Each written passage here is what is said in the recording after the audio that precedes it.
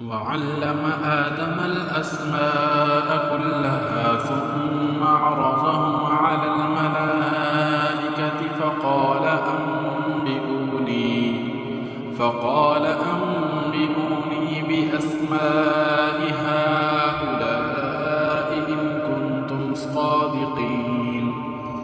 قالوا سبحانك لا علم لنا إلا ما علمتنا إنك أنت العليم الحكيم.